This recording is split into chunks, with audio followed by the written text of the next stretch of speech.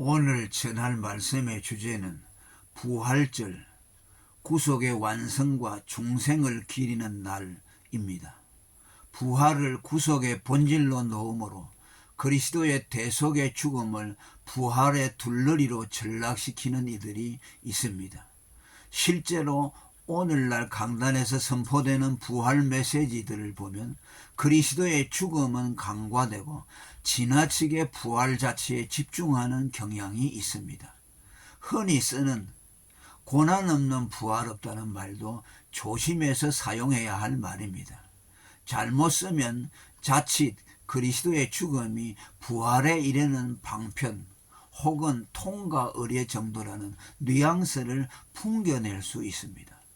부활주일 단골 설교 주제로 등장하는 말씀인 로마서 4장 25절, 예수는 우리 범죄함을 위하여 내어줌이 되고 우리를 의롭다 하심을 위하여 살아나셨느니라는 말씀도 왜곡되기 쉬운 구절 중 하나로서 부활이 의롭다함을 받게 하는 칭의의 조건인 양 설교되기 쉽습니다.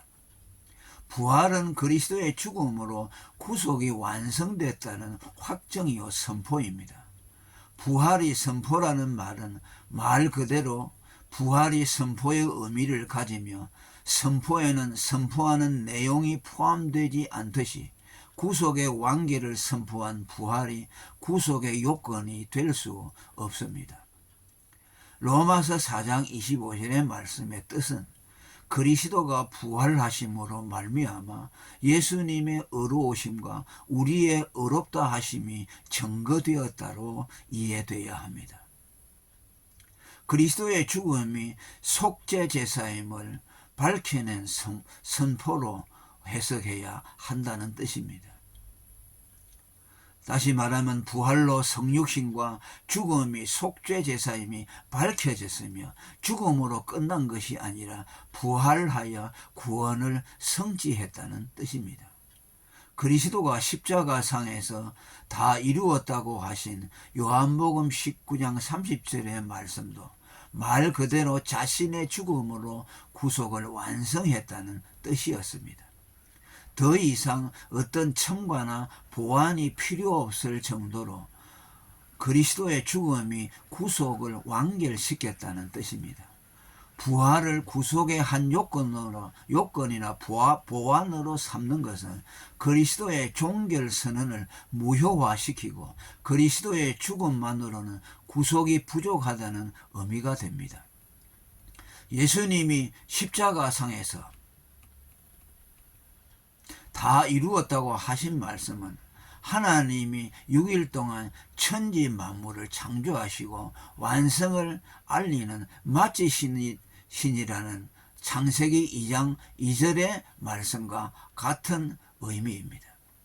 그리스도의 부활은 그리스도의 구속 완결을 선언을 죄확정해 준 것입니다. 마치신이라는 창세기 2장 2절은 창조 완성의 선언이 제7일 안식일을 갖다 주었다면 다 이루었다는 구속 완성의 선언은 주일 안식을 갖다 주었습니다. 6일간의 창조 완성으로 창조가 완전 종결되었기에 창조 안식이 왔고 그리스도의 죽음으로 구속이 완전 종결되었기에 구속 안식이 온 것입니다. 그야말로 안식은 완결의 상징이었습니다. 또 부활은 그리스도가 죄 없으신 하나님의 아들이라는 확정이고 선언입니다. 개역 성경은 로마서 1장 4절 죽은 가운데서 부활하여 하나님의 아들로 인정되셨으니 라고 번역했는데 개정판을 비롯해 대부분의 번역들은 모두 선포와 확정으로 번역했습니다. 예컨대 죽은 가운데 부활하여 능력으로 하나님의 아들로 선포되셨으니 라고 개정은 표현했습니다.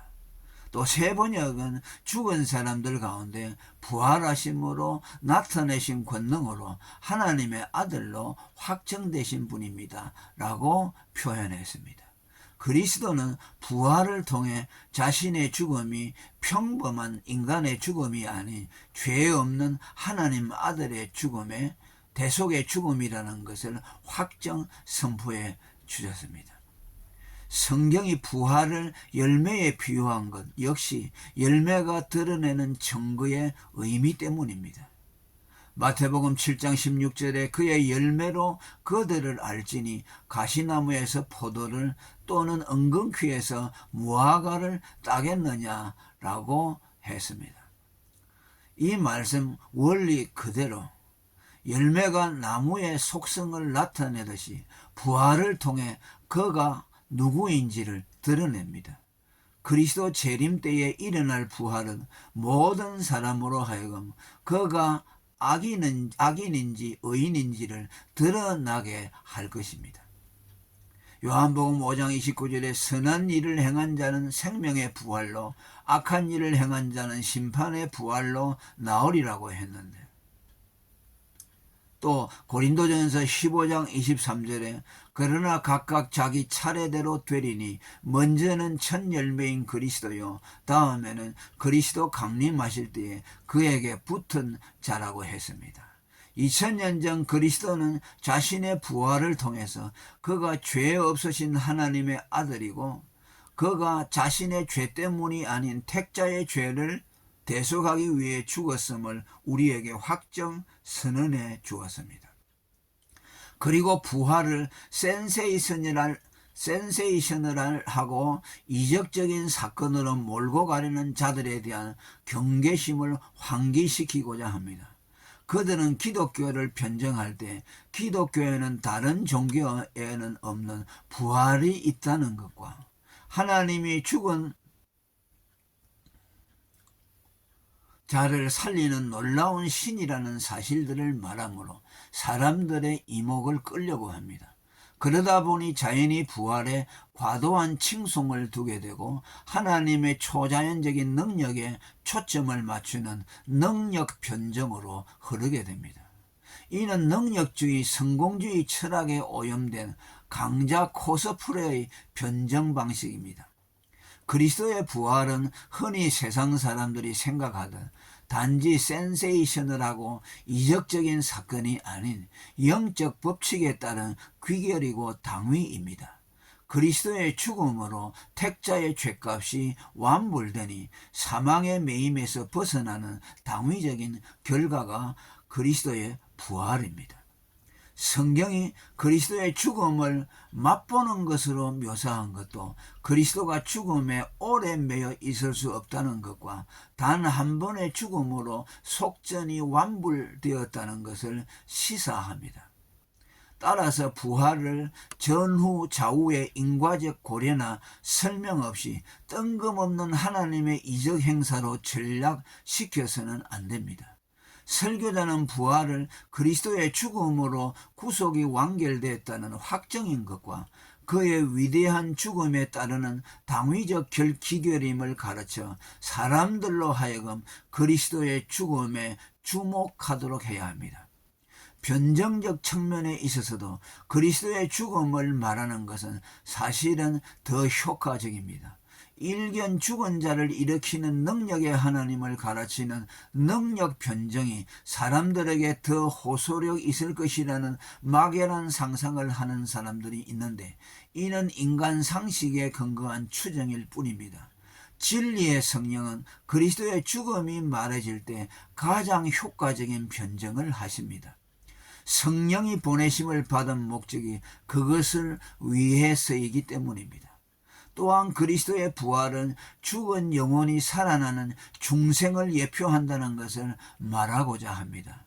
많은 신자들이 그리스도의 죽음에서 자신의 죽음을 연상시키지만 부활을 보고서는 자신의 중생과 연관지우지 못하는 것 같습니다. 해마다 부활절이 되면 사람들은 부활을 기리고 그 의미를 되새기지만 오직 부활 자체에 관심으로 그칩니다.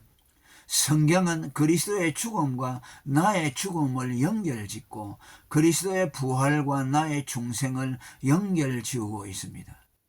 로마서 6장 8절에 만일 우리가 그리스도와 함께 죽었으면 또한 그와 함께 살 줄을 믿노니. 또 골로새서 2장 12절에는 너희가 세례로 그리스도와 함께 장사한 바 되고 또 죽은 자들 가운데서 그를 일으키신 하나님의 역사를 믿음으로 말미암아 그 안에서 함께 일으키심을 받았느니라. 우리는 그리스도의 죽음을 통해서는 내가 그리스도와 함께 죽었음을, 그리스도의 부활을 통해서는 내가 거듭났음을 확신해야 합니다. 그리고 죽은 영혼이 살아나는 중생은 그리스도의 죽음을 받아들이는 데서 시작됩니다. 부활이 중생을 예표하지만 실제 중생은 부활의 원천인 그리스도의 죽음을 받아들일 때, 곧 죽음과 연합할 때 일어납니다. 흔히 죽은 자를 일으키는 중생에는 하나님의 초자연적인 능력이 필요할 것이라는 막연한 추정들을 합니다.